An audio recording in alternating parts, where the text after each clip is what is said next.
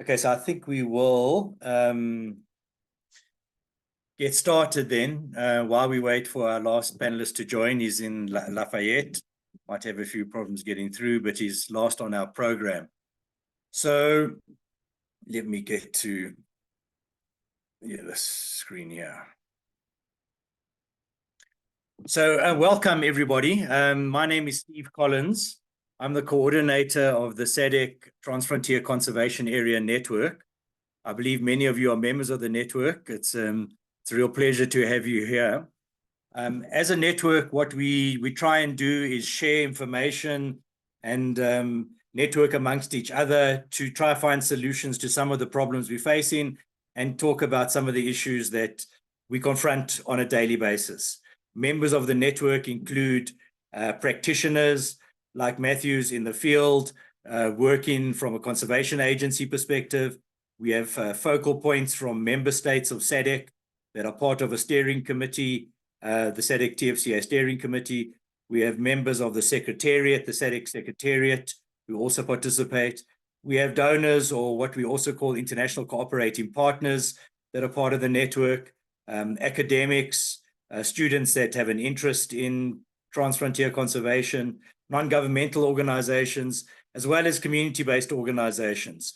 So it's really a community of practice that has come about because people see the value in talking to each other across borders, across sectors, or let's say across different parts of the broad sector of biodiversity conservation in Southern Africa. One of the things we want to do this year is host several webinars. This is the first one. Excuse us if we have a few technical glitches. We're still getting used to this.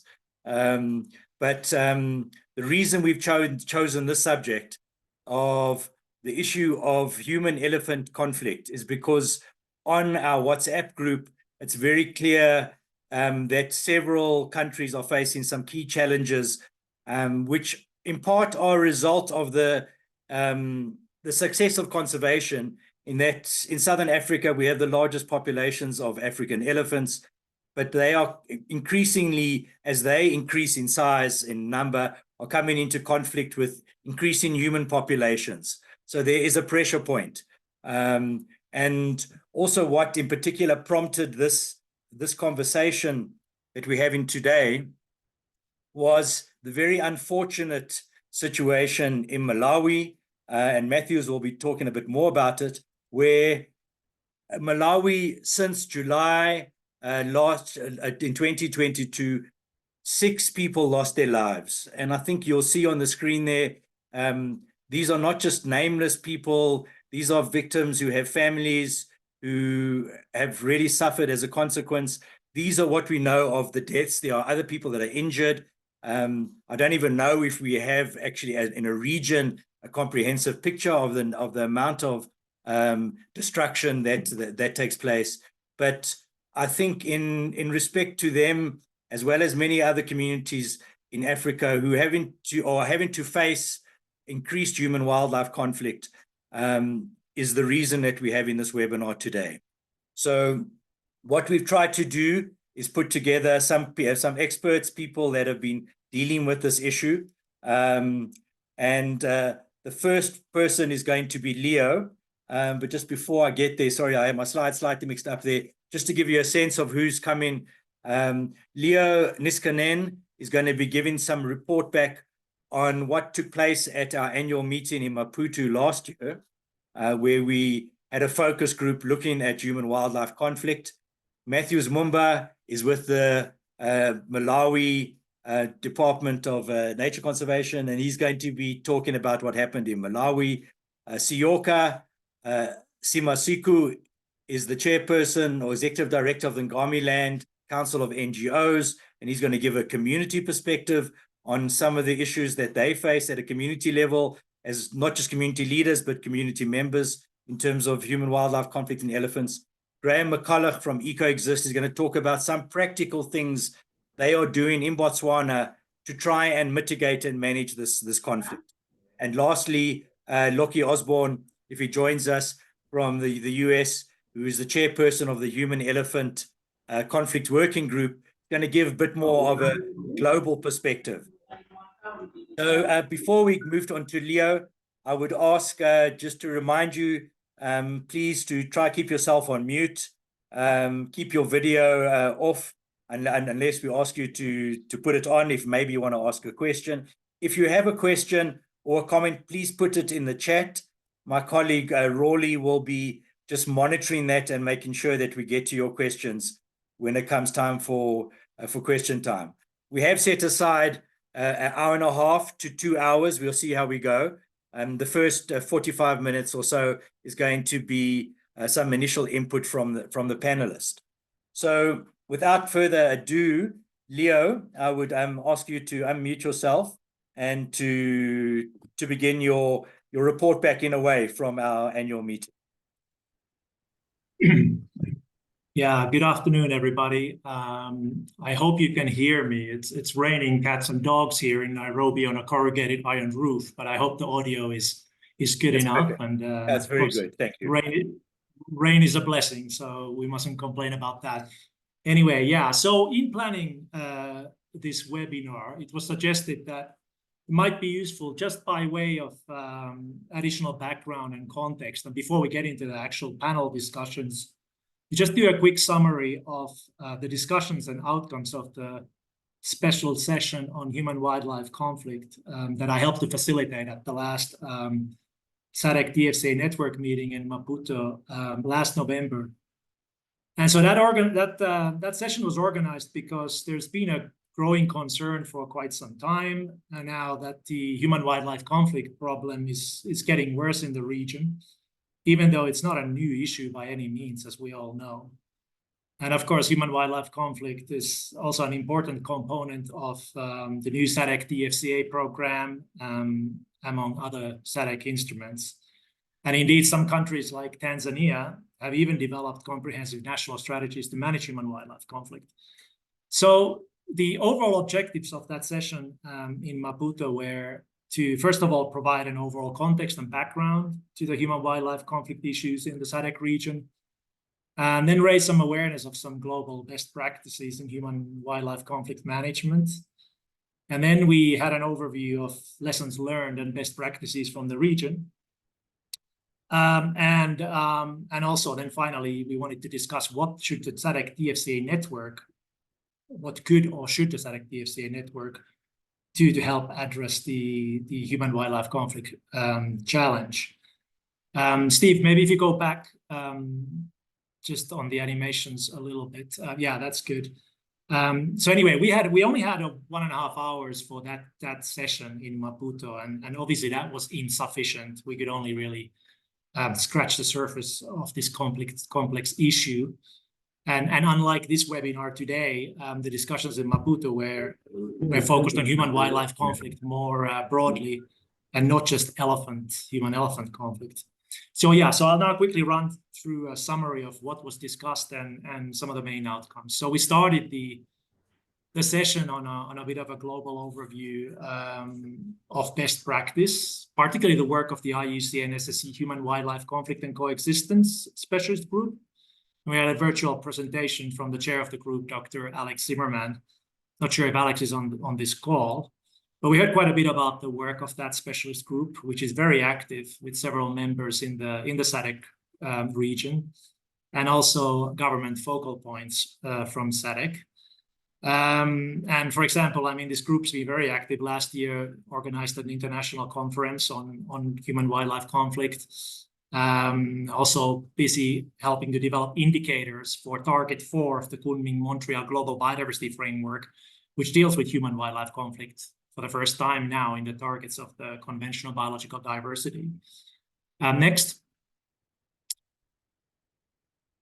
Steve? Yeah, great. Yeah, so then we heard about these new IUCN human-wildlife conflict coexistence guidelines. They're very comprehensive. There were over 50 interdisciplinary experts that were involved in compiling best practice from around the world. They're not limited to any one region or any species or human group, but really focus on principles and processes that apply across situations and in different contexts. And they're structured around a good practice checklist. which is then unpacked in 32 chapters covering everything from animal behavior to human behavior to new evolving methods, such as using microinsurance schemes to dealing with the media, providing economic incentives, and so on, to mention just a few. Next, we also heard about these case studies that have been recently put together by IUCN and FAO. There's a number of them. Several are from the SADC region, so I encourage you to take a look at these. You can access them all through these links. And also, the IUCN Library on Human-Wildlife Conflict was highlighted as a resource, and that has a lot of material, including on elephants and tools and guidelines on African elephant conservation or human-elephant conflict management, rather. Next.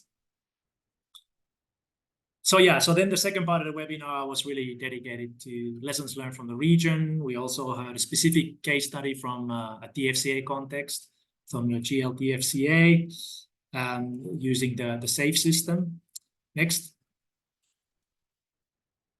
Now, we had a long discussion, lots of really good lessons that were emerging. I'm not going to go through everything that was discussed on the webinar. There's a report available, also the presentations, and even some recordings. So I'm just going to touch on a few that I think are interesting, so sort of higher level context setting point of view. For sure, I mean, human-wildlife conflict, I think we know there are no blueprints or silver bullets that will solve the problem indefinitely in the long term. Mitigation measures that may be successful in one place may not work in another place. In any case, wild animals typically get habituated to any one method, so you really need to keep on applying a whole suite of measures at different scales, short-term, long-term, for them to be effective. Next. And you really need to understand the situation on the ground before diving in with interventions. We heard a lot about that. And in fact, poorly informed human-wildlife conflict mitigation attempts can make things worse. Next. And so particularly in this respect, it's important to understand the human dimension to guide interventions. How do the affected communities really view the situation as suggested actions being put in place? What is their theory of change? What is their worldview and perspectives on the problem? I mean, after all, it's the local communities, of course, that are bearing the costs of living with wildlife. So truly community-led and not just community-based interventions are key. And even if that means getting deeply into some of the underlying and often difficult issues behind a conflict, which often have to do with things like rights to land and rights to wildlife and other natural resources. Next.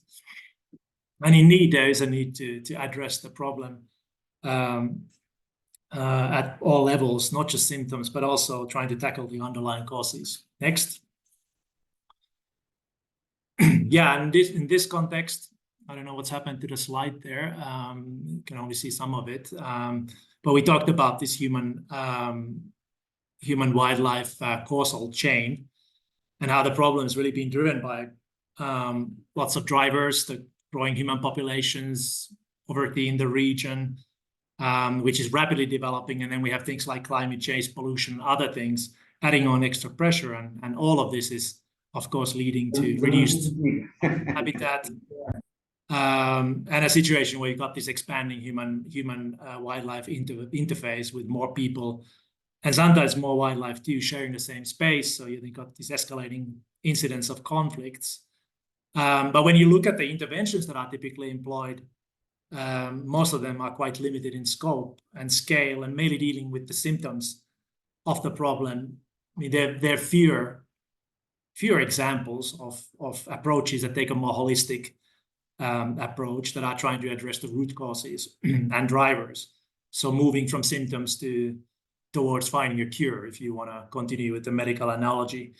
And that, of course, requires much more longer-term, larger efforts at different scales, which necessitates that we bring a lot more stakeholders rather than just the conservation community around the table to look for solutions.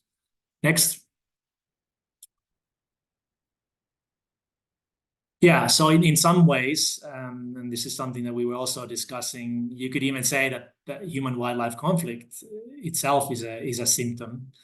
For example, of not doing land use planning properly in the first place, not addressing the economics of wildlife conservation effectively, and so on. And so the consequences are now catching up with us in many places and are becoming clear with these escalating conflicts. And of course, I mean, the situation differs vastly depending on where you are in the SADC region.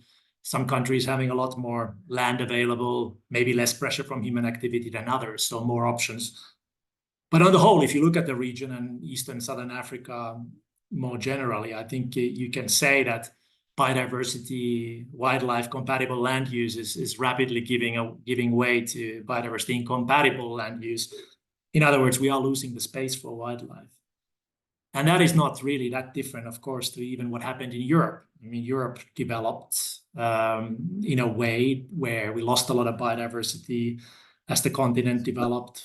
Dangerous animals were got rid of. And now, of course, Europe is busy rewilding, protecting, reintroducing species like wolves and bears, and you see conflict coming back. So there's an aspiration that Africa should develop differently. Is that realistic? What will Africa's development trajectory look like? What are the trade-offs of different scenarios? Can we really get the economics right? Can we increase the tolerance of local communities living with large dangerous animals sufficiently in the long term?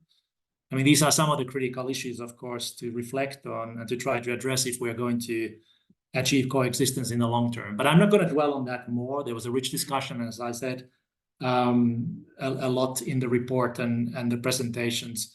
And I'm also sure some of these will emerge from the panel discussions.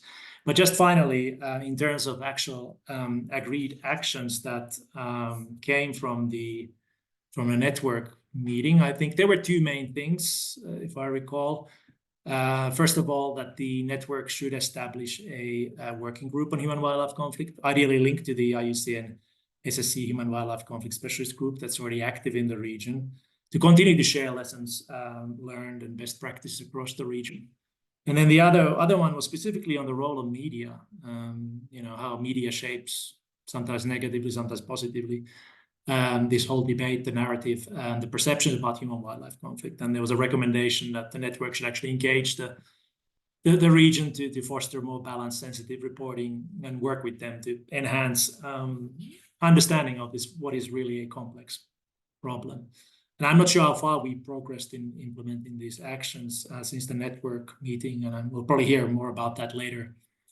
But finally, and just on behalf of IUCN, I'd just like to reaffirm our commitment to continue to support the network and SADC member states in tackling this complex challenge. And I think that's my last slide. So thank you very much, and back to you, Steve. Thank you very much, Leo.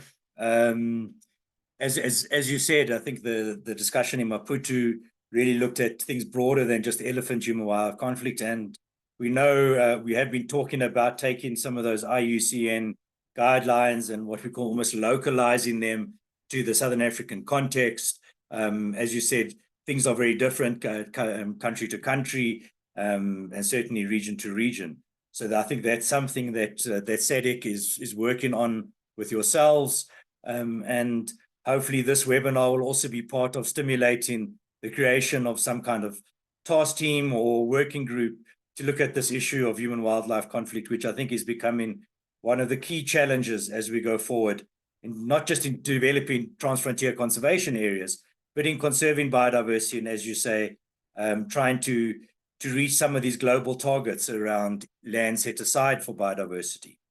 One country which is, I think, very pressed for both space and the number of people is what's known as the warm heart of Africa. That's Malawi. And given some of the real problems that they've had with elephants in Malawi, we asked Matthews Mumba, who is with the Department of National Parks and Wildlife, to talk about some of their recent experience with translocating some of elephants from one park to another park, and some of the lessons they've learned coming out of some of the tragic consequences that took place. Matthews, please come in Thank you so much for being here. We really appreciate it. Thank you, Steve. Thanks, everyone. It's really a good afternoon for us to share some of the issues related to human-wildlife conflict in the region. Yes, indeed, I'm Matthews Mumba, working with the Department of National Parks and Wildlife under in the Ministry of Tourism.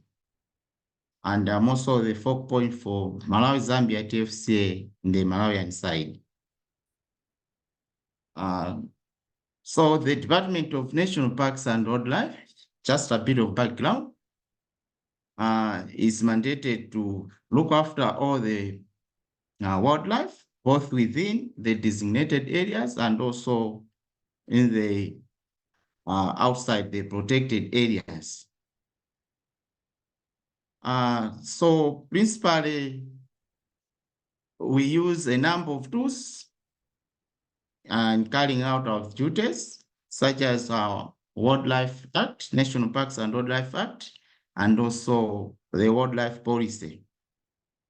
So following a leaf on the Wildlife Policy, it acknowledges the significance of stakeholders in their contribution towards the protection of wildlife and its use.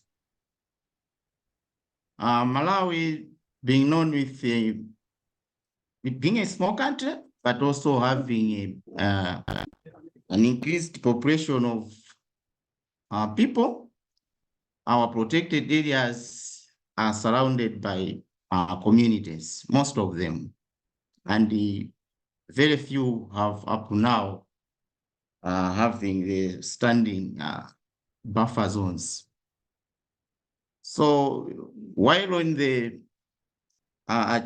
contributing, while on the line of contributing to the Malawi Vision 2063 agenda, and also the specific theme that the country is implementing, what is known as ATM, agriculture, tourism, and mining. So under tourism, about 70% of which comes from wildlife. So it's indeed an area with much interest in Malawi. So looking at the population numbers, which are mostly low in these protected areas, the Department of National Parks has entered into a number of agreements with various stakeholders, private sectors, and other agencies.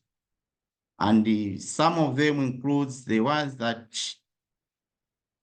currently are underway, such as working with African Parks, and also the recent one, which was signed in 2023, co-management agreement with the Peace Parks Foundation in Nyikavaza. So it has shown that collaborating with these partners yield fruits. For example, African parks in most protected areas and African parks, we have seen a number of various animal species picking up, and also have seen a number of big-sized animals, such as elephants, maybe even reaching a capacity of that protected area, even beyond. So it is imperative to at least get some of those protected areas to to boost the populations in other protected areas or national parks or game reserves. For instance, in the case of Kasungu National Park, in Malawi Zambia TFCA, the numbers of elephants were so low. Historically, Kasungu National Park, founded in established in 1970, had a good number of animals, and the elephants were over 1,000 by then in 1980s. And with passage of time, in around 2013-15, the numbers, especially that of elephants, decimated to only around 50. So efforts were there, whereby the government of Malawi, through the Department of National Parks and Wildlife, secured funding from various donor community. In this case, that was International Fund for Animal Welfare, IFAO. So since 2015, they have managed to support law enforcement activities. The accommodation, the ranger morale was uplifted, uniform, rations, and the like. So this was kind of a transformational revival of the lost glory that was there.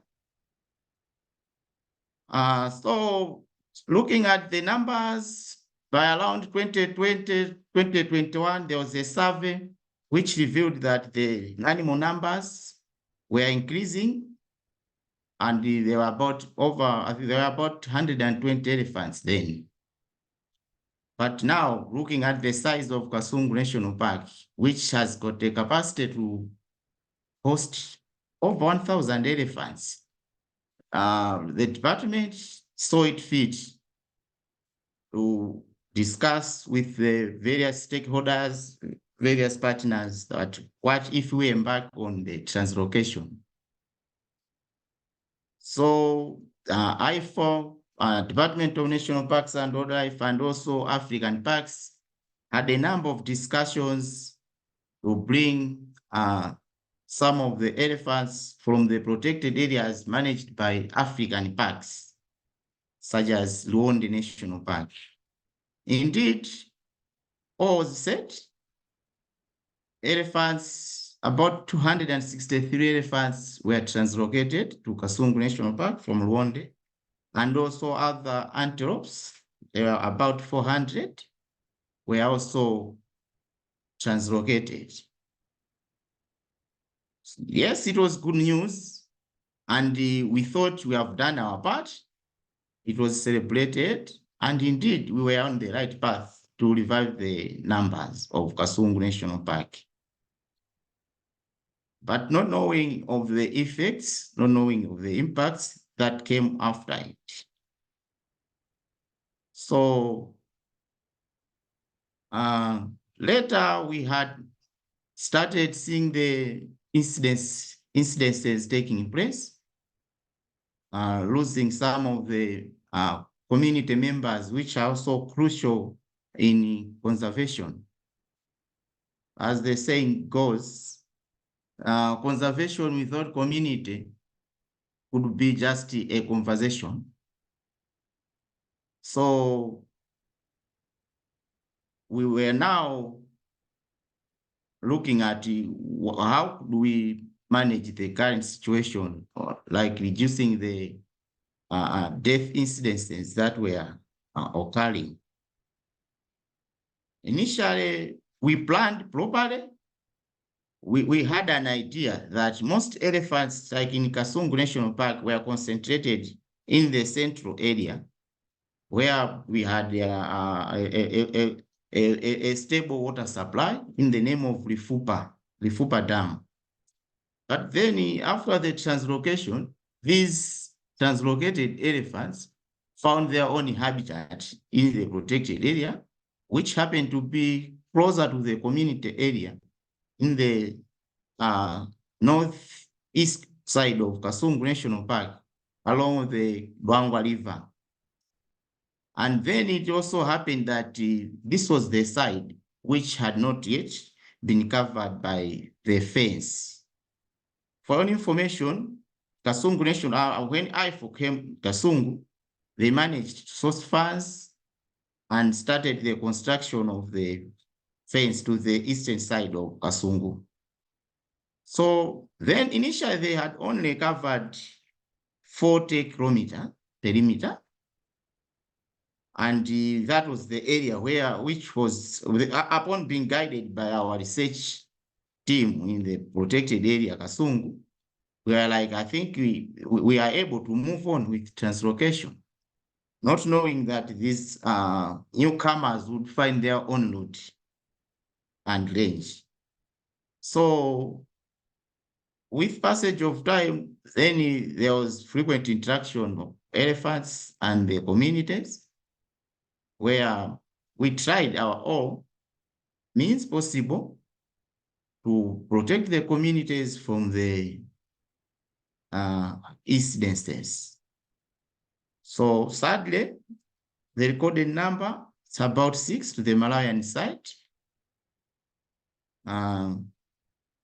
But now the government, through the Department of National Parks and Wildlife, managed to provide some instant support to the victims, to the bereaved families, such as food, even the transport during the burial ceremonies, and also afterwards, we have been deploying a number of teams, rangers, to provide instant security to the communities.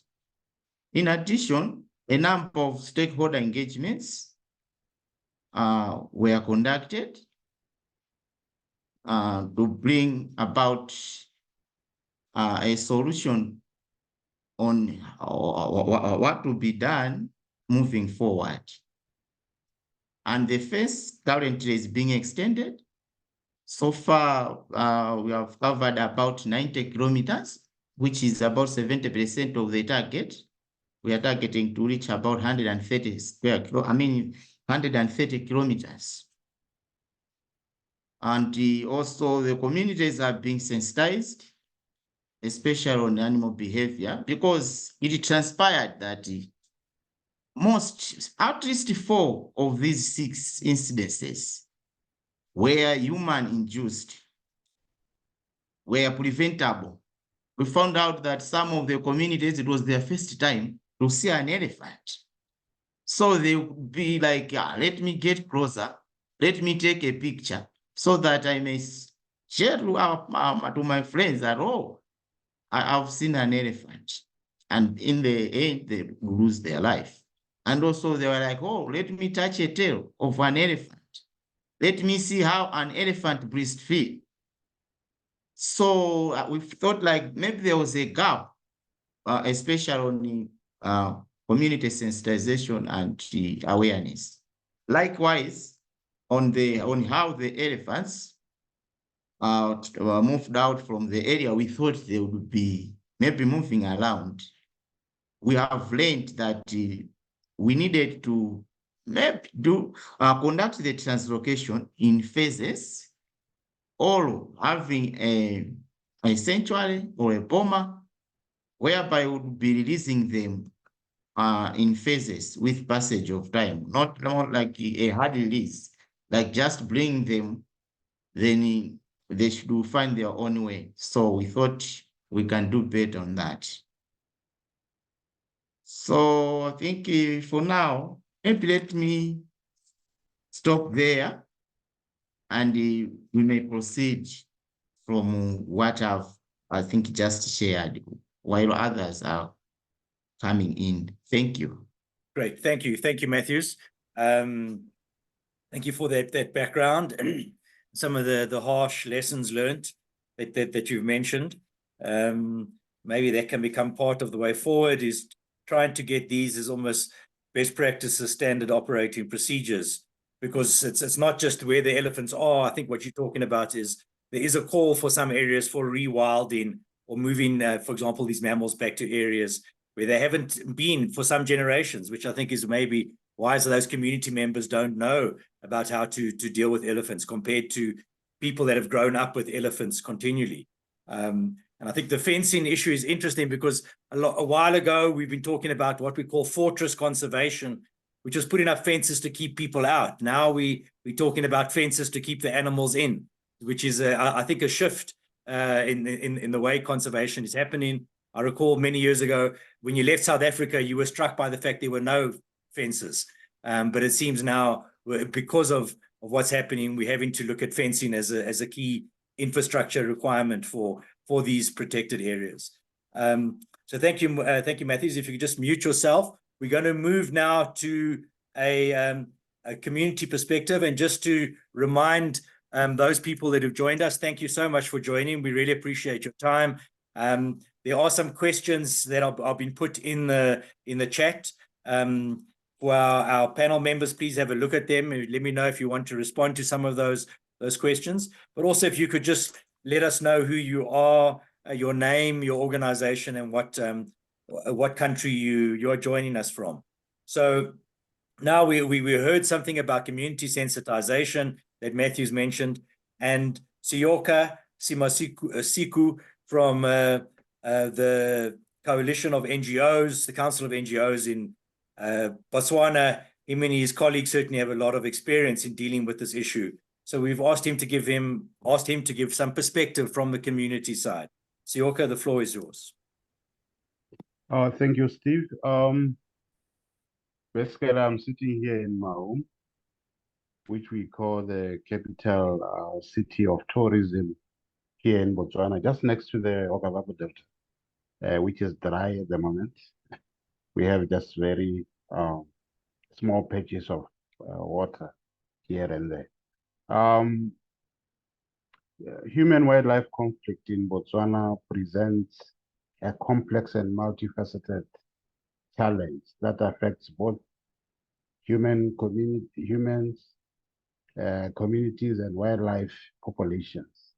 So we have been grumbling with this issue because of population growth in our parks that spills outside the parks for all species that you can actually name.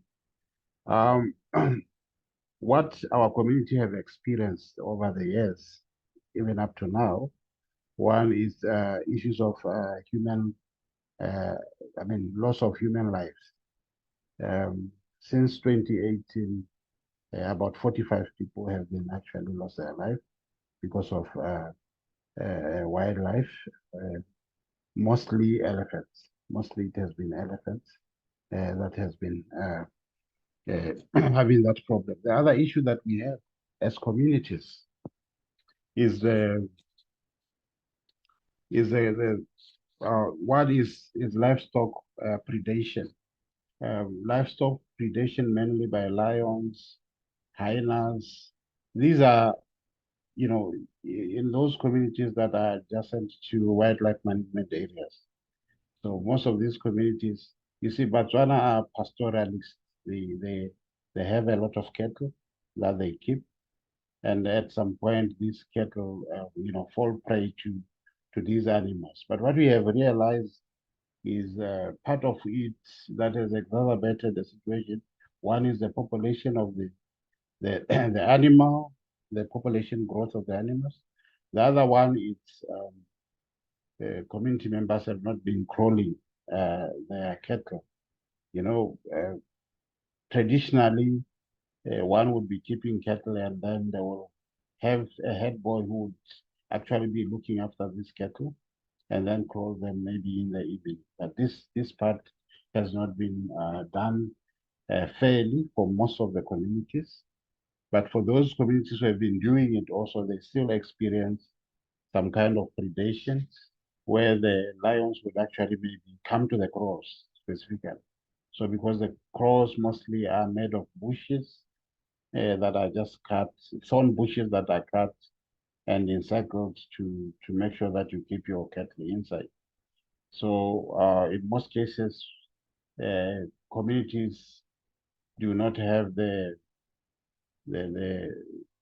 predator-proof kind of crows, which can actually prevent this kind of killings. So these are some of the issues that our community have actually experienced.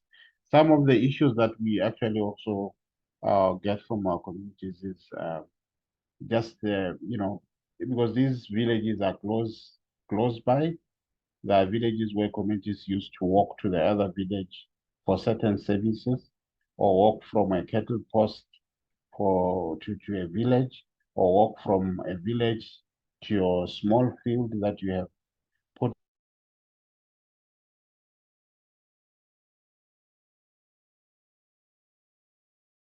mostly the attacks that we see in terms of human, it's elephant. Yes, there are those for lions, where people have been attacked for lions, but those encounters at some point, it's when maybe they are also trying to defend their livestock in those areas. Over and above that, some communities have actually spent mostly sleepless nights when they do their plowing. So, when it's time to plow, that's around November, when the rain starts coming, when they start plowing, you'll see that the people will stay in the field until harvest time, just to protect their fields from elephants. In Botswana, we have what we call veterinary fences. The veterinary fences mostly because we are exporting beef to EU. So it was more on preventing buffaloes from crossing over to mix with livestock. In doing those kind of prevention, it helped a lot in some areas, but then the fences ran to some other areas that were not even on the side of the communities. But these ones that were in the side of the communities, also communities at some point, despite the protection of animals crossing over, sometimes complaining that no, we used to graze our cattle and maybe water our cattle on the delta side, but this time, because there's a fence, we are unable to do that during the dry season. There are those kind of dynamics of the fences again. But again, these fences are not elephant proof. So at certain routes, mainly maybe for elephants, the elephant will just go through the fence, and then the cattle at some point go through the same fence and go into the delta side. But by then, when the fence were being developed around 1996, in the delta, there used to be tsetse fly, and there used to be rampant, foot and mouth around this area. And these fences prevented the cattle going into the delta. And I think in the long run, it helped. Otherwise, we could have had maybe cross now, as I speak, in the delta.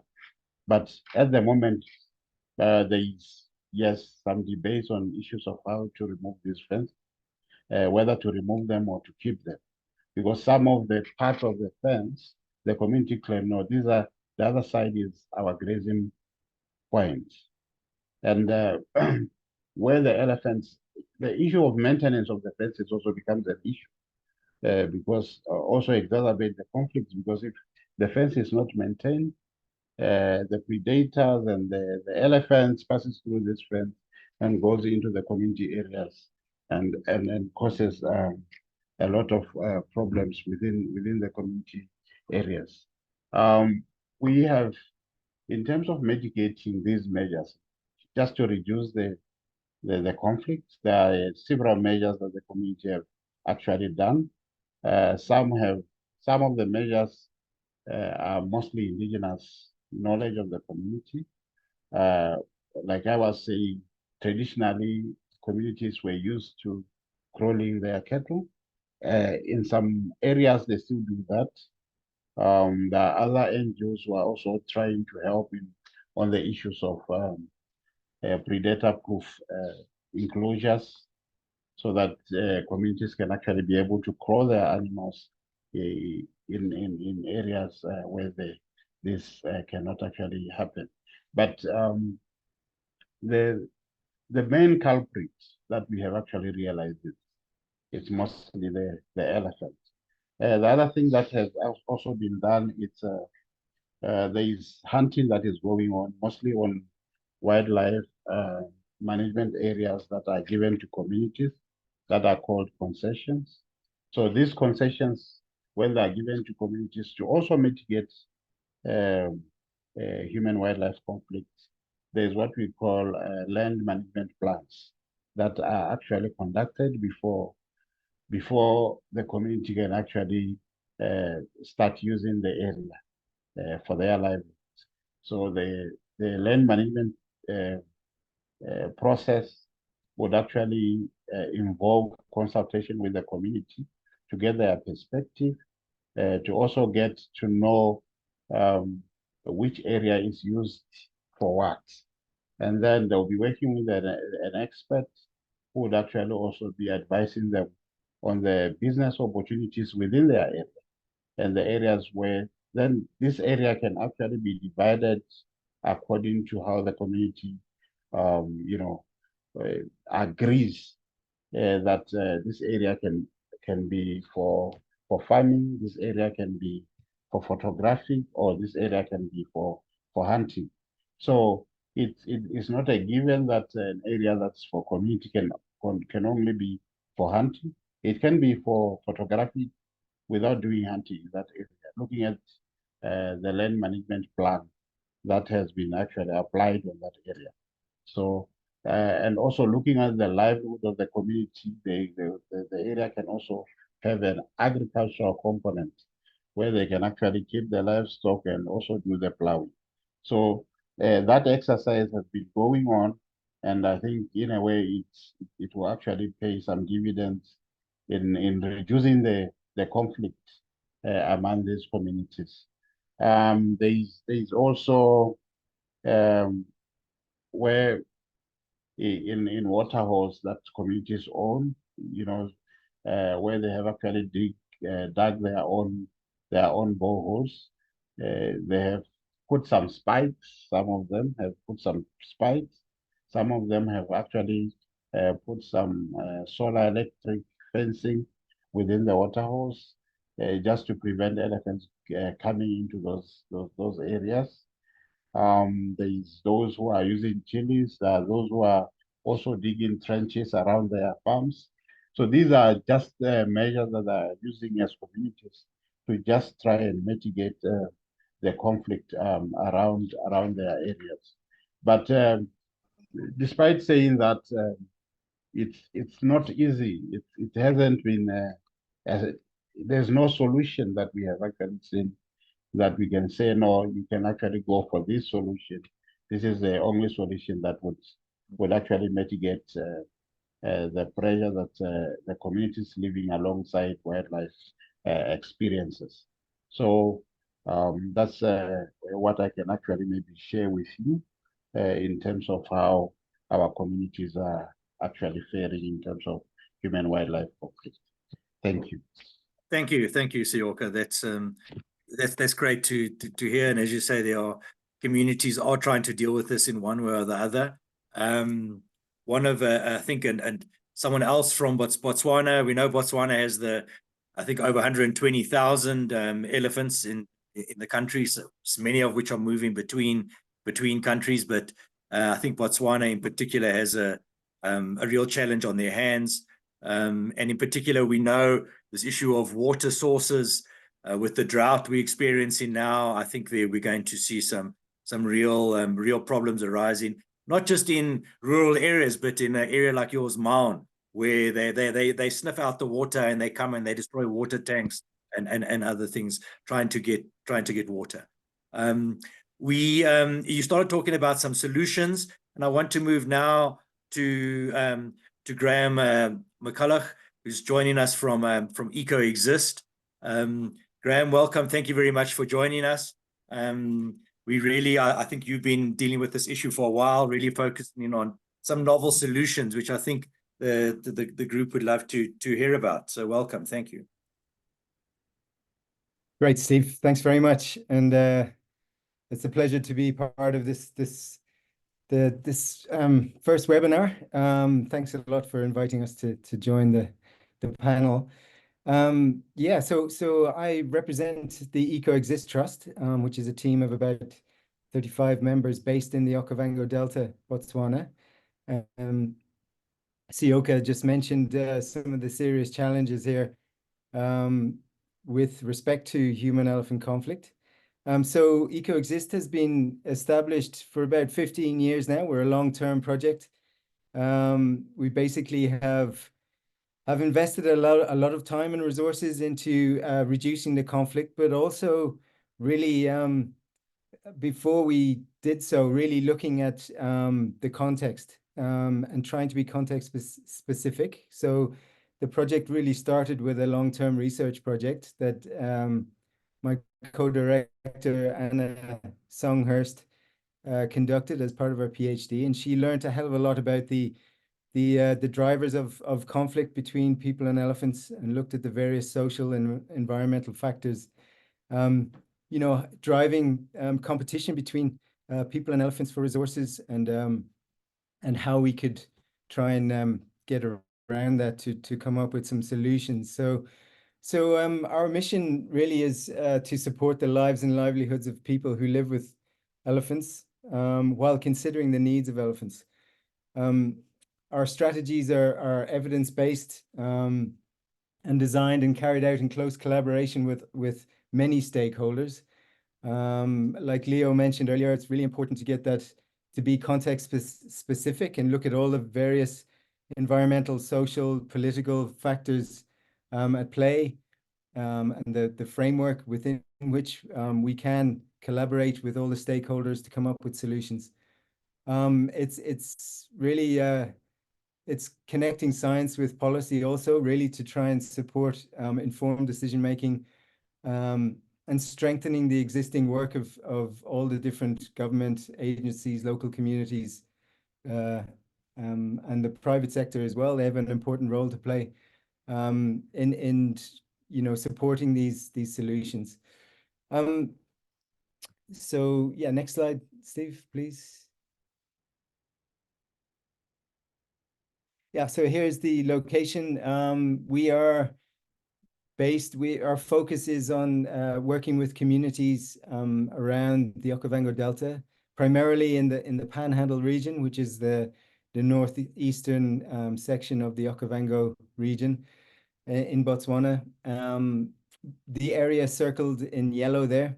So we are sort of smack bang in the middle of the Kaza TFCA, and the sort of very much right in the middle of two major wildlife dispersal areas within the TFCA, the Kwando WDA, linking the Okavango, Linyanti, Chobe ecosystems with systems, transboundary systems to the north in the Zambezi area, in Namibia, up into Angola, and Zambia, Siamangwezi there in Zambia and further north. So it's a really key area in terms of wildlife dispersal and the connectivity, and most of the area we work obviously with communities in around the protected areas within the core Okavango Delta, and these form pretty much over 60% of the habitat that elephants occupy in northern Botswana, and I think that's pretty similar throughout the Kaza TFCA. So, you know, hosting 130,000 elephants, you know, who spend most of their time outside protected areas and share resources and space with people. Coming up with solutions to human-elephant conflict is really key. Like in other hotspot, human-elephant conflict hotspot areas. Next slide, please. So, like many organizations, we began with meeting the immediate needs of the communities living with elephants, and that is to reduce the conflict, protecting people's crops, property, and protecting their lives. And building on what Sioka mentioned earlier, really building on traditional methods that are already in use, and layering those traditional methods with other methods, with more tech-driven methodologies that some of which I've included on this slide here.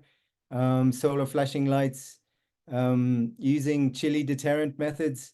There's a number of different ones. We've been trialing the beehive fencing as well, and you know, both the beehive fencing and the chili methods also provide some other opportunities, which I'll go into a bit later, which also help to address one of the drivers of conflict. And everybody wants a solar electric fence around the delta. It's not the silver bullet, excuse the analogy, but it is very much one of the methods that is more effective, but it obviously has implications, and it has to be well maintained, well monitored. So all of these different methodologies we've been trialing and testing and layering on top of each other, really just to give farmers a better chance of protecting themselves, their in their compounds, and protecting their fields and crops. Next slide, please. But obviously, that is a symptomatic approach, like Leo mentioned earlier. Most of what we do as practitioners on the ground is really trying to address the immediate needs and address these symptoms. But EcoExist really wanted to, based off the findings that Anna came up with in her PhD, is really to address the underlying drivers of the conflict. What is driving people and elephants into negative confrontations, heightened competition for certain resources? This is an aerial view of some of the field areas along the eastern Okavango Panhandle. The inset map there identifies that area, but it highlights some of the key elephant movement routes that elephants use accessing resources in the delta, and so moving between dry woodlands to the north into the delta on a frequent basis. And there are quite a few, but there are some really key movement corridors. And with the research that Anna did, she really looked at over 4 years of collecting data, looked at all the social, environmental factors that were playing a role in making a field more susceptible to being raided by elephants during the crop season. And of all of the factors coming out, distance from water, distance from the village, the mitigation measures used around the field, distance to one of these major elephant routes came out as the most important factor that makes a field more likely to be raided. So the evidence was there, and we very quickly made this a focus, one of the key focuses of our addressing the underlying drivers as a program. And so working to really identify these informal land use planning, but land allocation processes, really to avoid what was otherwise a sort of allocation of field process that really didn't take into consideration other land use types. And so we then incorporated, over the last 8 years, working very closely with Tawana Land Board and the local sub-land board in the area, is to identify the major routes and incorporate those into a land use planning model, which is called, the one we used is called the Land Use Conflict Identification Strategy. It's an ArcGIS, Esri ArcGIS-based model. But the important thing about it to mention is that it is a participatory approach. So building up a map, really incorporating all of the various different policies that drive land use change, but also very importantly, incorporating the community's needs, their resource access areas, and verifying all of these various wildlife corridors, these elephant corridors. And so this process, I've put up on the slide there. This was this features in one of the FAO IUCN conflict and coexistence specialist group case studies that Leo mentioned earlier.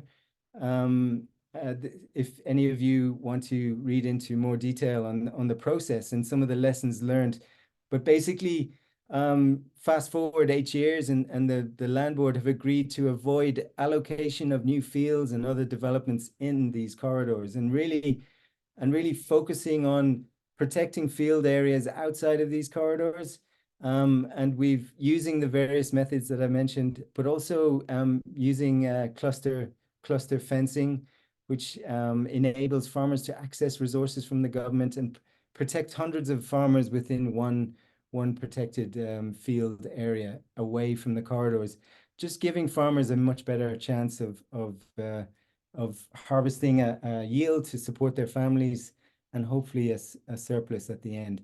So the elephant corridor signs initially that were put up really also helped us raise awareness of the corridors and helped us raise support for a solution to one of the other major chronic symptoms of human-elephant conflict, is this continuous interaction with elephants by people when they're moving between villages or moving between the village and their fields.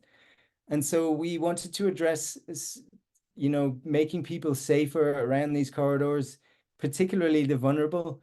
And that led us to gaining support for an Elephant Express bus service, which takes school children, which normally would walk 3, 4, 5 kilometers to school every morning and back again in the afternoon across these elephant corridors. And you can imagine that, the sort of chronic stress that causes parents and school kids going to school every day, but also bringing vulnerable elderly to clinics. So we've got 3 of these buses now, and this really came about through working with the communities and with the land boards and the other stakeholders to really identify the elephant corridors as, one of the focuses around which we can develop and come up with solutions to addressing some of these issues. It's been hugely successful. School attendance rates and performance rates have gone up enormously as a result. So it's a great example of what we can do and leverage from some of this work. Another huge driver of the conflict is this cost-benefit imbalance, a lack of benefits coming back to communities as a result of living with elephants. Next slide. And that drives down tolerance. It just gives, it results in negative perceptions. So another really important focus of ours was creating an enabling environment to develop an elephant economy and diversify livelihood options and opportunities that could really engage more people in the communities into value chains so they were benefiting as a direct result of living with elephants. So one of the low-hanging fruit is diversifying the existing tourism industry in the area. The Okavango, as you know, is a big mecca for wildlife-based tourism, but we wanted to bring more of the existing tourism base out into the communities to really bring more value directly to people living with elephants. This is an example of one of the activities that we started off with. It's a Life with Elephants tour group based in Aretsa village. And many tourists now come to the village to experience for 2 to 3 hours what it's like to live with elephants, and paying direct benefits to the group, to the community members. Diversifying elephant-themed crafts and accessing new markets is another example. Next slide. And really building an enabling environment means capacity building governance structures, but also linking to markets and creating distribution hubs. These are some of the other examples. We've been involved in connecting to some of the Chile markets. Loki, if he's here yet, he's been heavily involved with us on that and driving the economy, the elephant economy. A bit, like I say, creating hubs that all of these different crafts and products could go through, making it easier to access markets. The Sarunga craft shop there on the left is one such example. Agricultural value chains, so diversifying opportunities within the tourism value chain is one thing. But what about, the vast majority of people who are subsistence agricultural farmers, smallholder farmers that rely on growing crops to feed their families? One of the other drivers is the vulnerability of those farmers to conflict.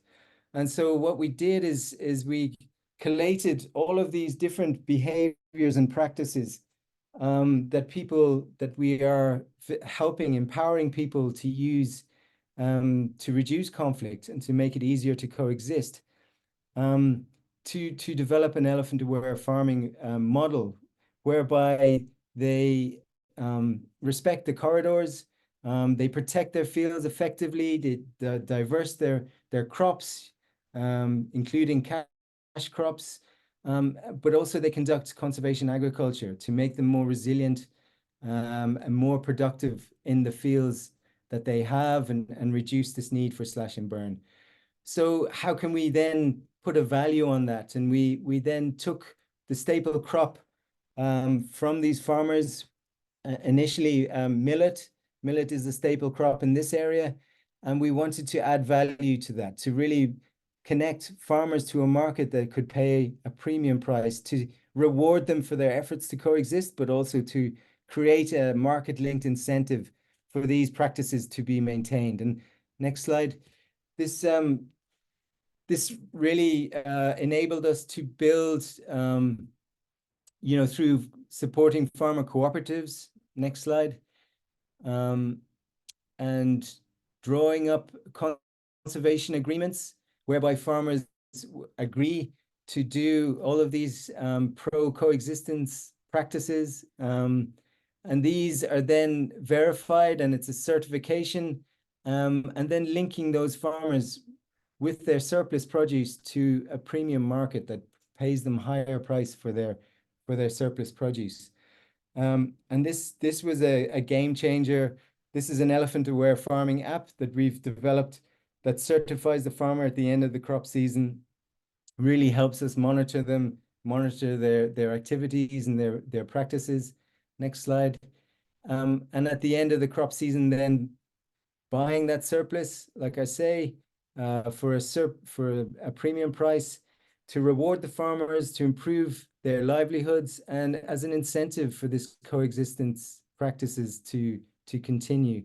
And one of the markets we connected to was a new craft brewery in Maun, and really this creates craft beer using millet as a large proportion of their malt in the craft beer, and that then sells the craft beer back into the tourism industry, and therefore creating a local economy that supports this elephant-aware farming. So really that's kind of a very brief summary of what we've been doing, and some of the solutions that we come up with, and really how we're trying to integrate all of these different solutions into a holistic approach to addressing conflict and promoting coexistence. So thanks very much for listening, and thanks a lot, Steve, again. Thanks very much, Graham. It's inspiring, and I must tell you, when I was in Kasane a few weeks ago, I had the opportunity to taste one of those beers. I actually tasted two, and they were great. So it's not a compromised product. It's not like a charity thing you're doing. You're actually getting a value at the end of the day. So I think that's really wonderful. I want to, there's some great comments in the chat. Thank you very much. Thank you for sharing the different resources as well, links to either to documents or strategies, or the documents themselves. To the questions around whether we're going to record this, yes, we are recording this, and we will be putting it on the TFCA YouTube site probably within the next week. I will certainly let everybody know once it's up there to share. So thank you for your interest. The last panelist we want to go to is maybe from somebody who's been working in the region for quite a while. Graham mentioned him. That's Loki. Loki had to get up very early this morning. He's in the United States. He's been dealing with this issue for a long time. and he's the chairperson of the IUCN Human Elephant Conflict Working Group. And Loki, I suppose the question, you obviously know this topic, but you heard some of the challenges that have been faced, some of the solutions. I mean, for you, in your mind, if you were to think across the region, what could really upscale some of the solutions? And are there lessons we can learn maybe from the IUCN, from other parts of the world? What was mentioned was this issue of community sensitization. Perhaps from your perspective, if you were to say, yeah, are 5 key things we can do to really start managing this conflict a bit better and mitigating some of the harm that's taking place. For you, if you could just unmute yourself and put your screen on, then we should see you. There you come. Great. Thanks very much. Lovely to have you here. So your 5 key things that you would if you could do it, what would you like to see happen? Well, thanks very much, and thank you very much to the presenters, because there's been some very interesting issues brought up and also in the chat. I think one of the things that comes out from those discussions is that it's a universal problem. There's obviously a lot of different people working on it in different places, and that there's I guess comfort in the fact that much of the problems that we are all dealing with are experienced across elephant range in both Asia as well. So there's a lot of interesting studies going on, and to the point about best practices and all the different ideas, I think for people coming into this field and seeing all of the research that's been done, it can be somewhat overwhelming, because there is a huge amount available and different manuals and things. I think the to your point, having a plan and looking at each situation, realizing there are commonalities, but there are individual things about each situation that need to be taken into consideration. I think also, the 2 discussions in the group about the compensation and fencing, again, 2 of the most interesting and contentious out there.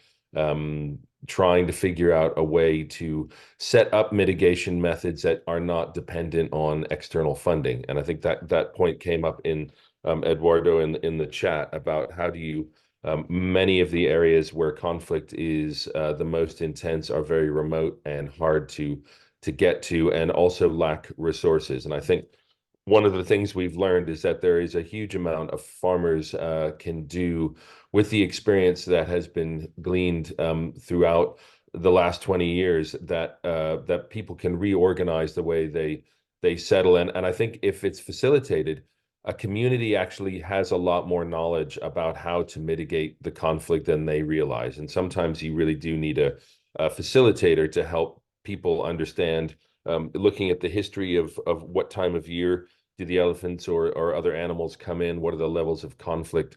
And then also, I think advocating for, I think it's very valuable that SADC is taking an interest in this, because it is an incredible resource to these countries that are involved in SADC, but sometimes these countries are focused on other types of development and other types of issues, such as mining or industrial development. And I think they overlook the value that most people in these areas are living with wildlife. So the opportunities and the threats to people are very real in the SADC region. And I think it's very valuable that a grouping will take this on as a serious threat to development of their population, and making sure that communities do have advantages associated with living with these wild animals, I think is crucial. I'll leave it there. If Great. No, that's great. Thanks. Thanks, Loki. Somebody asked on the chat, Chile. They said, "Oh, what has Chile got to do with elephant conflict management?" That's a good question. Fair enough.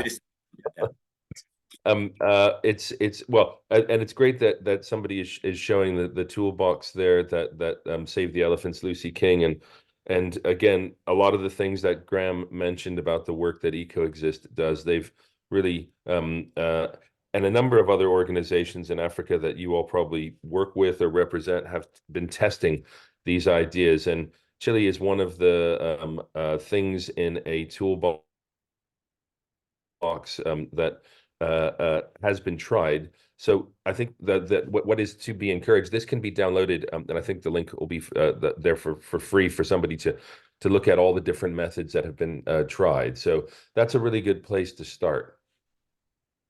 Great, thank you, and thanks to I saw it was Emma who posted that in the chat. Thank you very much.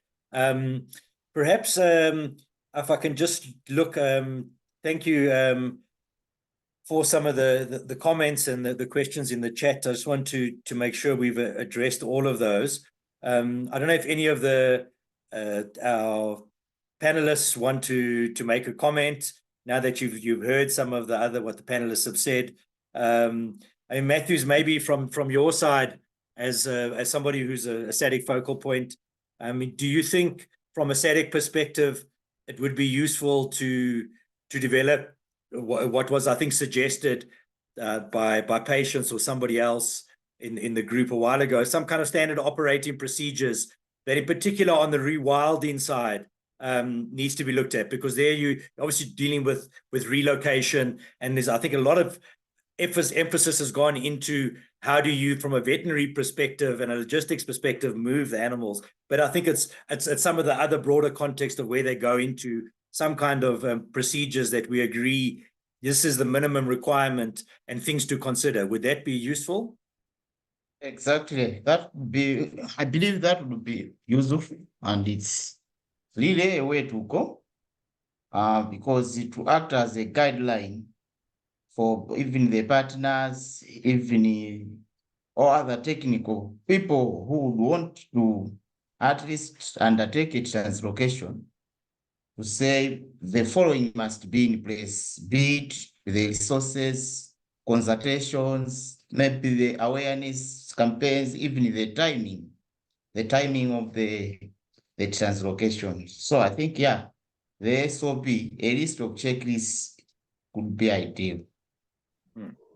Great, thank you. Loki, I was reminded of something we talked about as we were preparing for this call, and it goes back to the chili, and you raised this issue of SADC perhaps looking at the issue of movement across borders of certain products, which are helpful in dealing with this, like chili, some kind of, or maybe some of this elephant aware products that get developed, some way to maybe decrease the cost from a tariff perspective, etc. And maybe you just want to comment on that. That's taken, I think, a more integrated approach. It's not just about conservation. It's about development and SADC as a whole meeting the vision of a good life for all.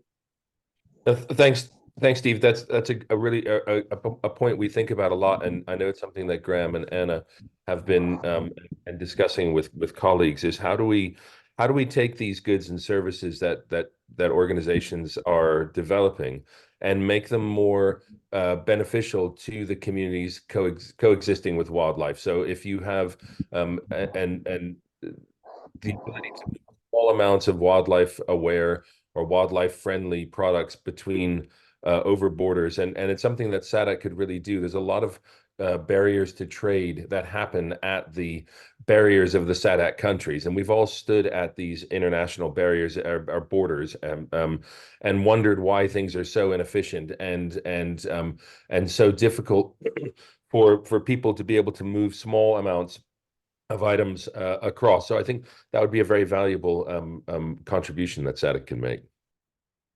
Great, thanks.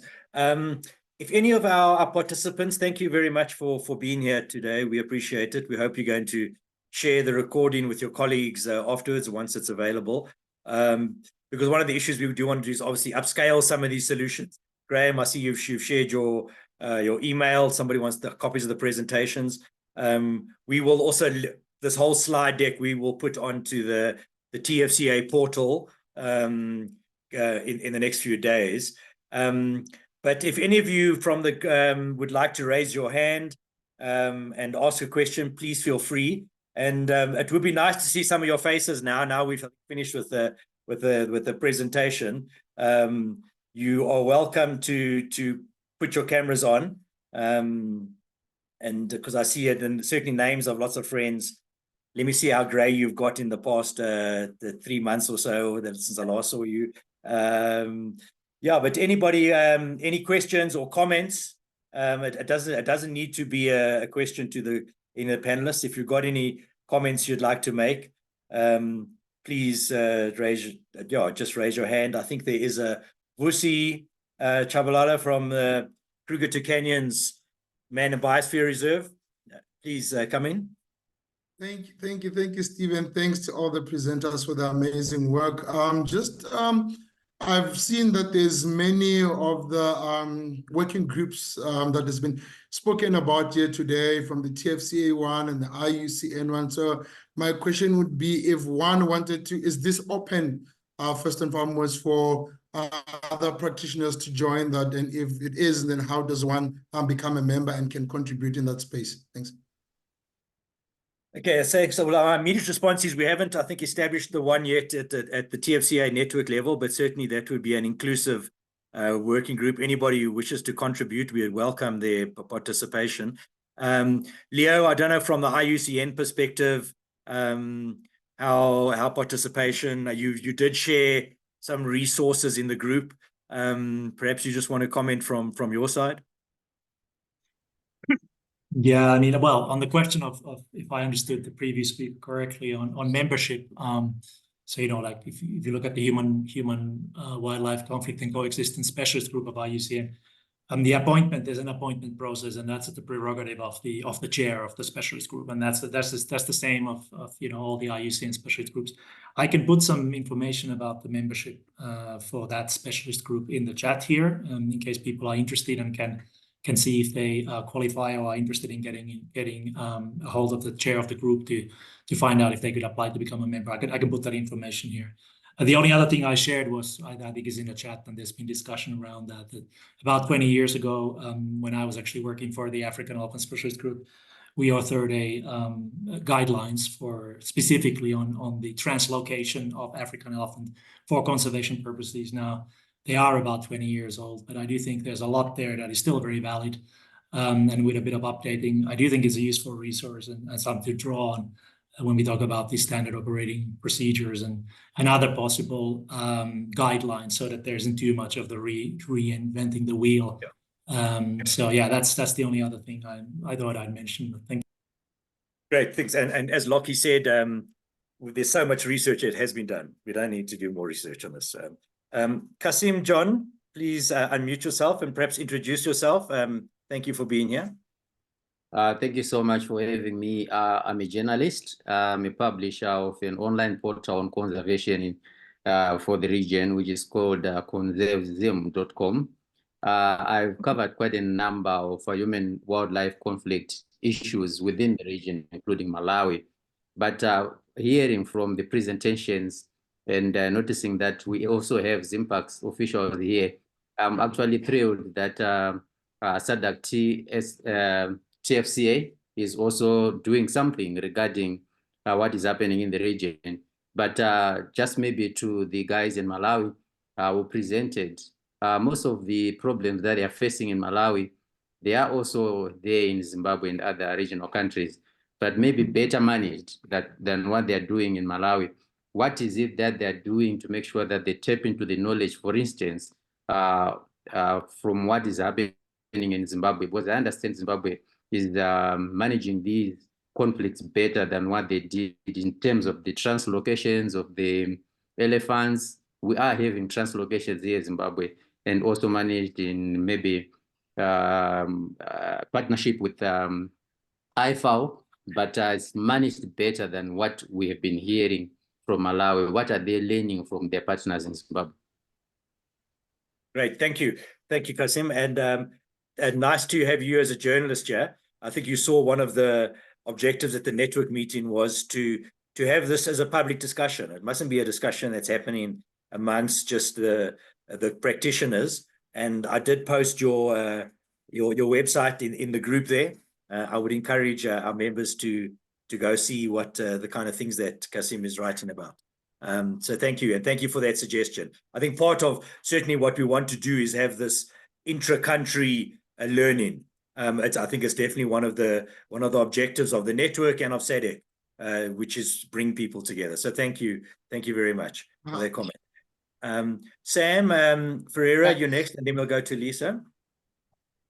Thanks, Stephen. Thank you, colleagues. I've really enjoyed getting a bit of the feedback here. What I'm wondering is, it does seem to me that there are three critical things, and I did post it in the chat so the guys can grab it. We have had some wonderful initiatives like the TFCAs, but we never planned for elephants moving away that they do. And I think some of the work that Michelle Henny and them has published is really, really useful. But I think this is one of the unintended consequences in our policy development that we never check. And perhaps there are some standard procedures that we can start thinking about. How do you actually assess the potential outcomes and mitigate way in advance for those things are happening? So if I'm just looking at how elephants are moving between South Africa and Mozambique as a good example, we never anticipated that's going to happen. The second one is, I heard an immense number of really good initiatives that the guys are doing. But I can't help thinking that we are consistently trying to do something for people. You know, we are developing businesses for people. We are putting a toolbox out for this and for that. What might be really useful is to think a bit about how can we develop things with people. And what I mean by that is not the solution. It's actually, first of all, agree on how does the problem come about. And that may then often lead to even local people coming up with suggestions and ideas that none of us has ever thought a little bit about.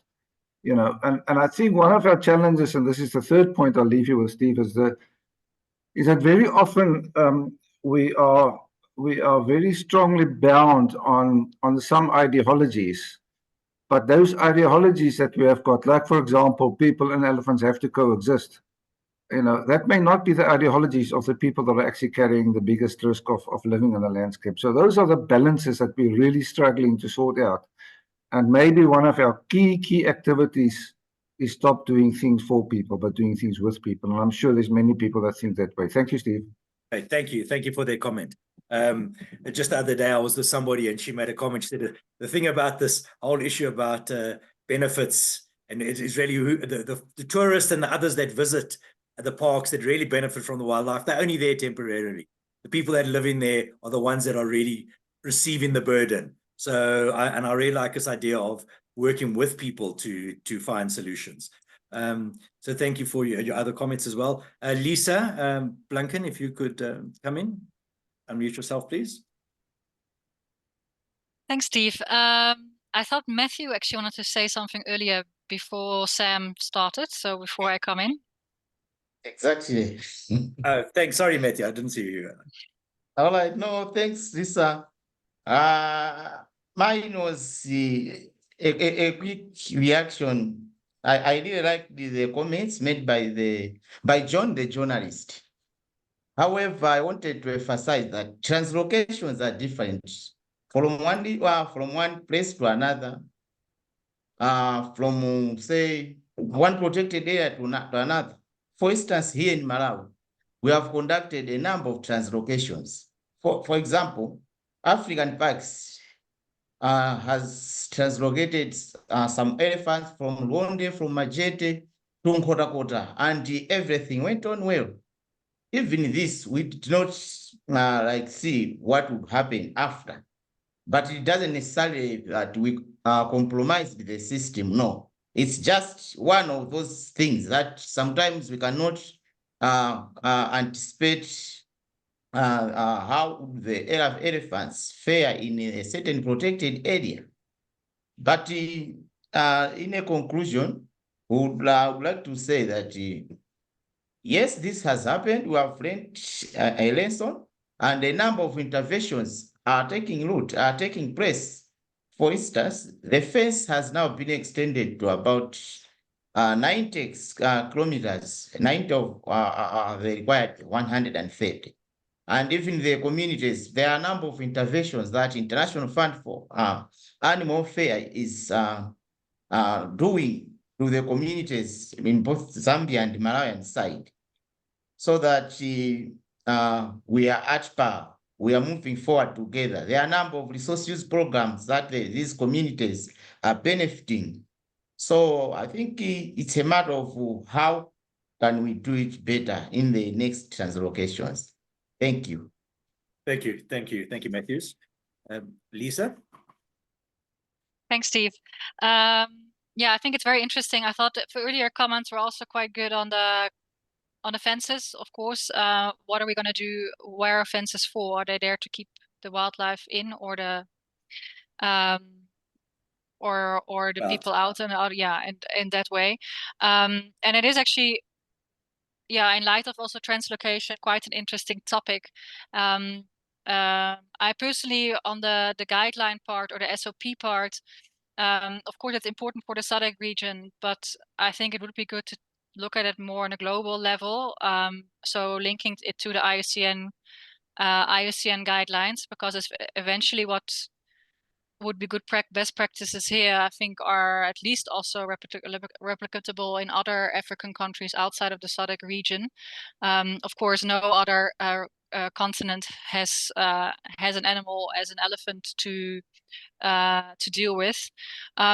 Also, yeah, I just wonder also, of course, we never can predict where elephants are going, but we do get smarter. And I wonder that if like artificial intelligence together with GIS analysis and satellite mapping could predict, basically based on where fences are and water availability, of human population, etc., could predict where elephants would potentially move, and that we also actually can plan smarter using the technology that we have to date, and incorporate that also in our strategies when we translocate elephants. I do feel this needs like a follow-up webinar almost, because when I think about the discussions that were held earlier also on the WhatsApp group, I think countries and I think patients actually put it up, also trying to offer their elephants because there are too many. And I think Zimbabwe is not the only country that has too many elephants, or parks that have too many elephants, and saying, okay, how do we manage them? Do actually other areas want to have them? It's of course tremendously difficult and expensive to translocate elephants across larger distances. But still, if this is one of the methods to try and manage elephants, at least maybe in smaller parks or areas, then it really has to be managed well. And when new elephants come into a different area. That's just my 2 cents to add to this, but it's great to see all of you. Great, thanks, Lisa. I think Graham wanted to maybe just come in and respond directly to your point on the comments. Then I've noted the other 3 hands. Thanks for your patience, Graham. Was it on the issue of the where the elephants are going and the pathways and that kind of stuff that you want to come? Yeah, I was just gonna yeah, I'm unmuted, sorry. I was just gonna say, yeah, I just to agree with Lisa there, and just to say that, there has been some really exciting collaboration across the countries in CASA, for example, through the CASA Elephant Working Group that Loki sits on as well. And we all have contributed, I think there's 10 organizations that have contributed all of their movement data together. And we've put that through a long-term series of analysis using imperial data, movement data, over 260 colors, I think, in all. And there's some really exciting results that have been put into a policy brief for the CASA Secretariat that's been circulated.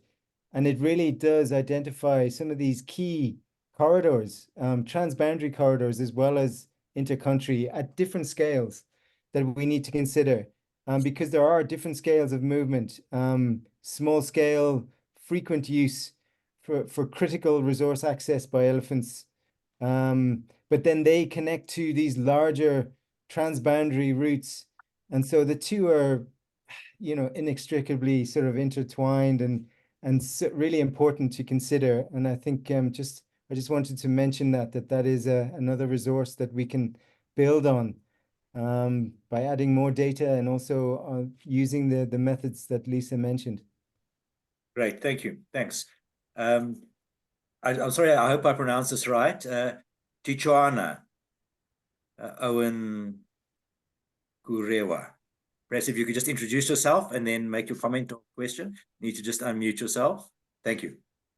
Thank you so much, Say. This is Tichaona Kurewa, or Teach Kurewa from Zimbabwe, and currently working for Zimbabwe Broadcasting Corporation. Yes, I've covered a number of stories related to human-wildlife conflict in Zimbabwe, especially in Matabeleland and North Ewange district in particular.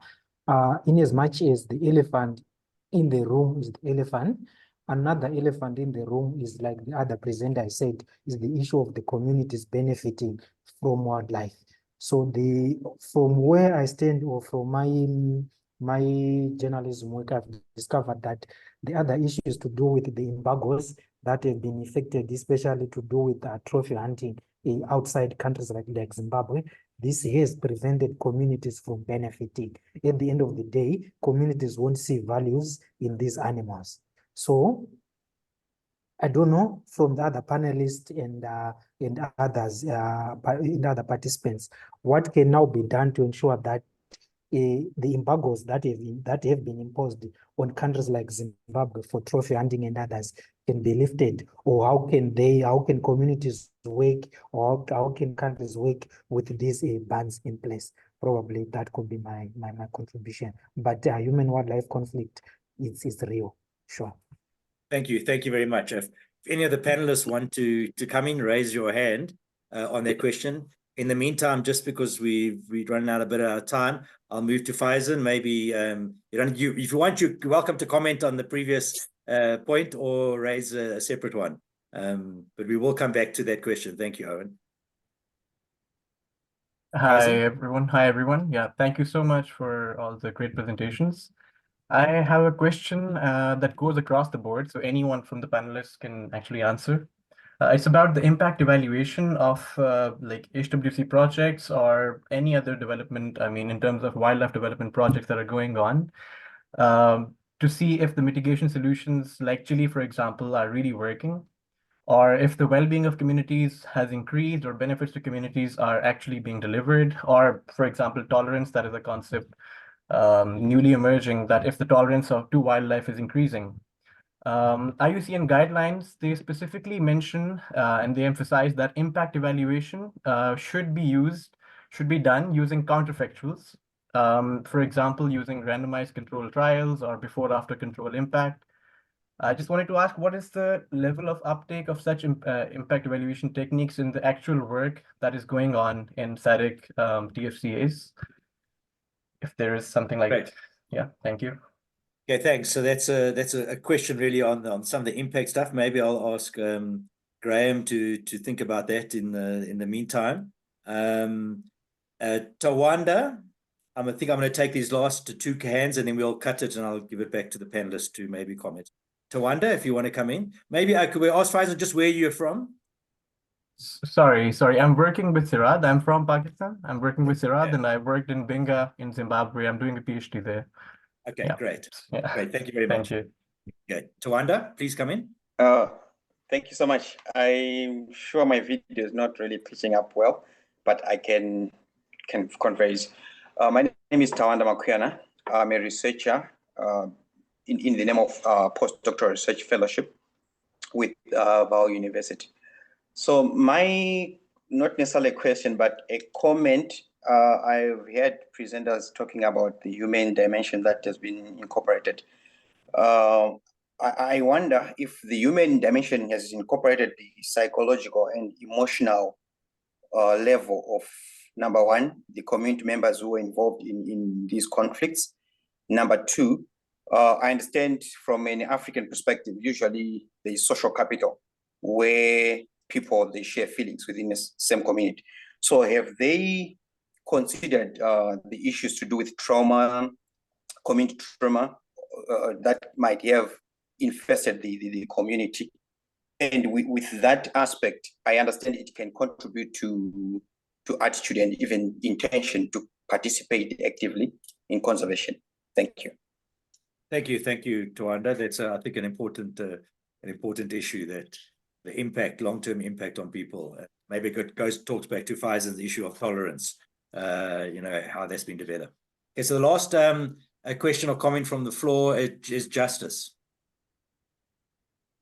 Yes, Steve. Mine is more to do with the accessibility of the research information, and also the level at which we actually translate that information for easier uptake of, by the communities. What is very important to say, well, we do researches, then we have to ensure that the information gets to the intended users, because it's not supposed to actually gather dust in our various offices, but it has to reach to the intended beneficiaries, who are the communities. And also, I think it's also important for us also, maybe say, to just make sure or ensure at various levels, especially I'll give an example in Zimbabwe, we've got 16 languages. We try and, to translate that information into our local languages so that the communities can actually know what the research results are all about and what the course of action that they're supposed to be taking. Thank you. Thank you, Justice. I think that's a very important point, is that if we're going to sensitize communities, how can we create information which is accessible to them? So thanks for the comments and for the questions. I'm going to give each of our panel members just an opportunity to comment on any of the issues that were raised. Maybe just to remind you, there was a question around the issue of benefits and hunting and the current discussions around trophy hunting and banning that in the United Kingdom, for example. There's a question of impact assessments on some of these solutions that have been tried, and if we're able to assess the validity of some of these things. And then the question of the psychological and emotional impact and how we can help communities deal with that kind of trauma, and then the accessibility of research.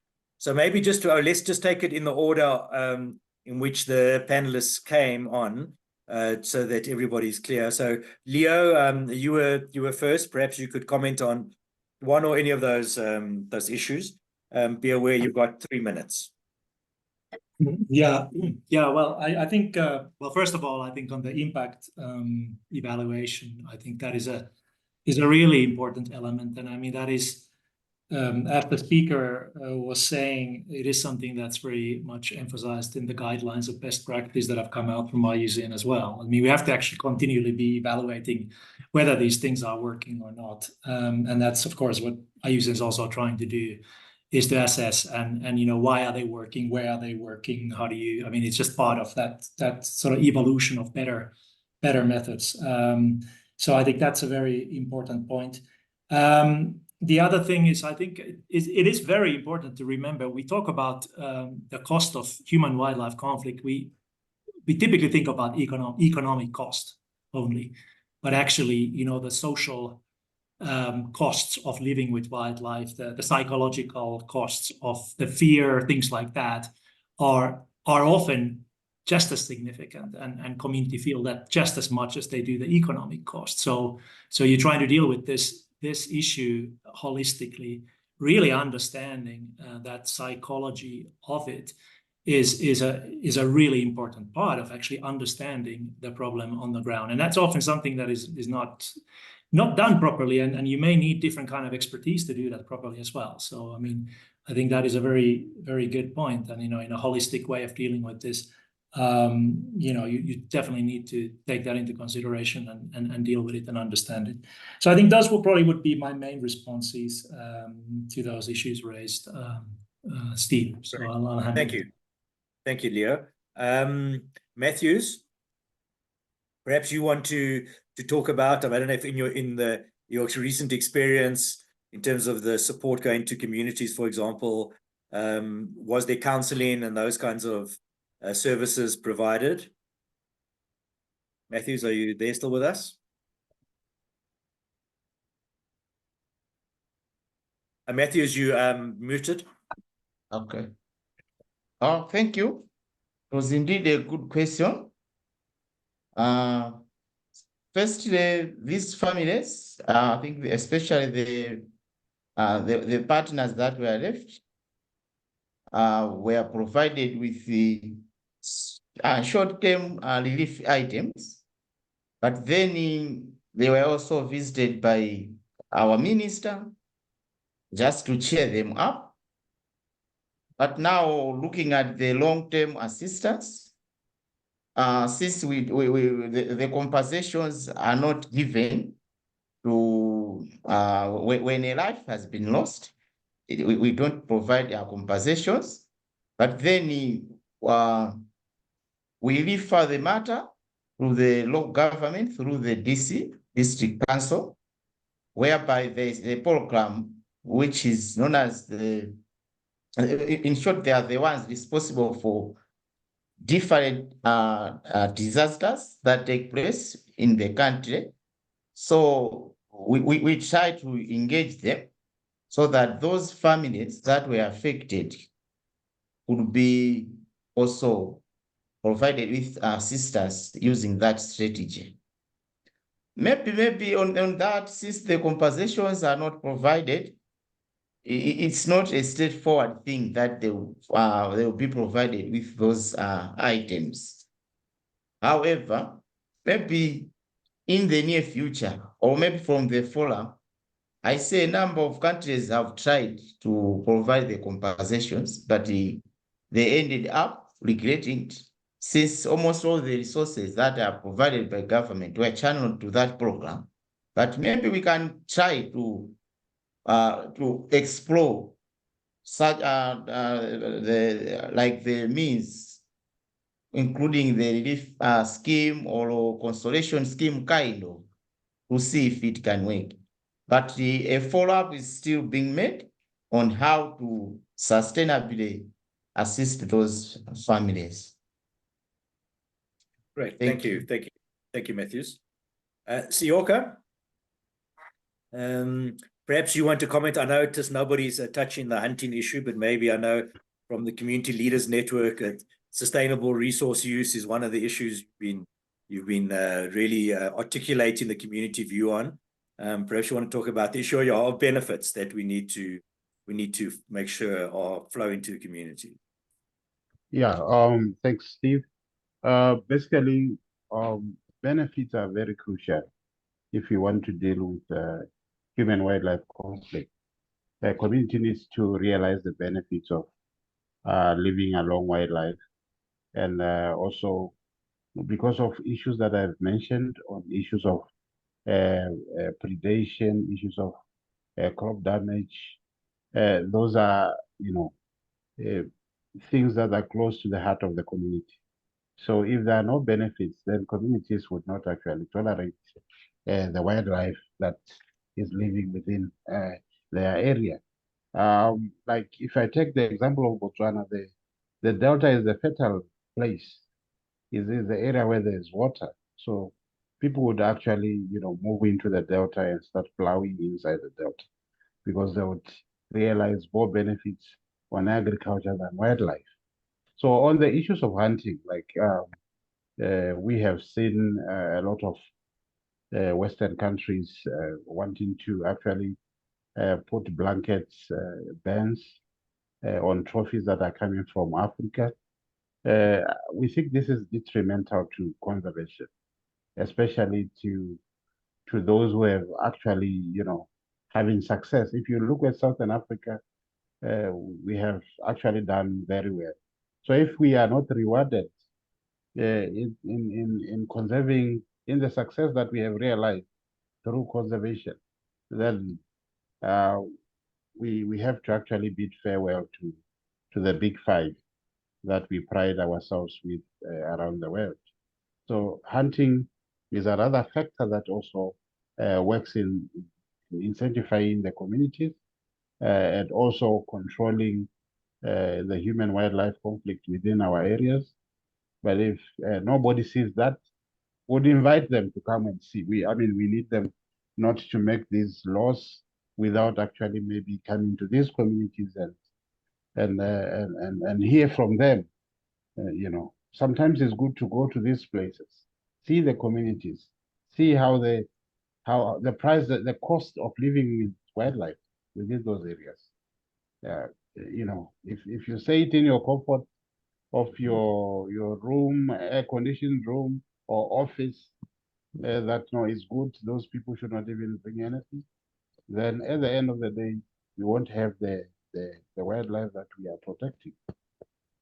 It will be very difficult to protect the wildlife with no benefit.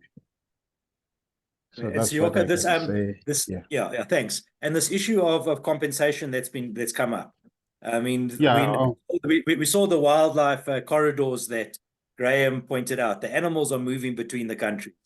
But if you're a community member in Botswana and that same lion eats your donkey, you're going to be treated differently if you're a community member in Namibia or Angola, although the same lion is moving across the borders. Don't you think we need to also be looking at some kind of harmonization or compensation across SADC in a way that makes it a bit easier, and then not just depending on what country? And then I suppose the question of how one funds it and whatever is another story. But this issue of harmonization across SADC, would you think that would be a useful thing? Yeah, there's a need for us to actually learn from each other in terms of how we are doing things. Harmonization will be okay, but I know it's different with different landscapes and different countries. But in terms of issues of compensation, Botswana is actually doing that. But for certain species, it's not all the species. Like maybe if a hyena eats your donkey, you might not actually get any compensation. So there are certain species that are compensated for, and there are certain species that are not. But even with that, there's huge resources that goes into that. You find that there's a backlog of communities that have not even received their compensation, either for the field that has been eaten by elephants, or for an animal that was killed, or for a fence that was destroyed by elephants. So it has other challenges also in terms of compensation. But I would say it's also very important when you make all these schemes to also involve communities, to get to information from the communities on how they can mitigate these issues. So if there is tangible benefit coming into the community, they can actually make their own rules in terms of how they compensate each other within their locality if they have control over the area itself. So there are other measures that I think can also work in the favor of wildlife and people. Great. Thank you. Thanks, Sioka. So I'm going to give the last comment before I close to Loki, because I do want to close it before our 2 hours are up. Loki? Sorry, I don't want to take. I just was highlighting the fact that I think the points that people have made about harmonization and are very valid. Trying to make all the different methods and the different lessons that have been learned from years of research now, and having standard operating procedures. I've heard that call come up, and there's much already understood, and I think being able to look at the situations across SADC and be able to link the existing studies and advice on how to assess which of these mitigation methods is relevant to your situation. I think there's an awful lot of encouraging work, and I think encourage people to follow up and look at the resources that are currently online. Great, thank you, Loki. And I saw there was a response to the question of information and accessibility of information by Jacqueline in the chat. I want to say to all the participants, thank you. To our panelists, thank you very much for taking the time and the effort to prepare yourselves and to be here. I think from my perspective, I've heard, and I will follow up with Lisa and the SADC Secretariat as some kind of follow up to this, perhaps as a way to stimulate the working group which was called for, perhaps some kind of online workshop that starts pulling together some kind of, I suppose, terms of reference and really starts working on sharing this. Perhaps, so certainly we are revamping the TFCA portal, and I think this issue of a resource around a human-wildlife conflict is something we certainly want to look at. So I think with that, I'm going to say thank you, everybody. Thanks for joining. It was really a great start. We're under pressure now. At one stage, we had 140 participants, which I think was really great. To the journalists out there, if you want to speak to any of the panelists or get information, please contact myself, and I'll put you in touch with them. We want this issue put in the media. We want some of the solutions in the media, but also, I think, respect to the people that are suffering some of these consequences of human-wildlife conflict. So with that, thank you all. Have a good day and further, and hopefully we'll see you at our next one. And I will let everybody know once we've loaded the webinar onto the new YouTube site. Thank Good you. day.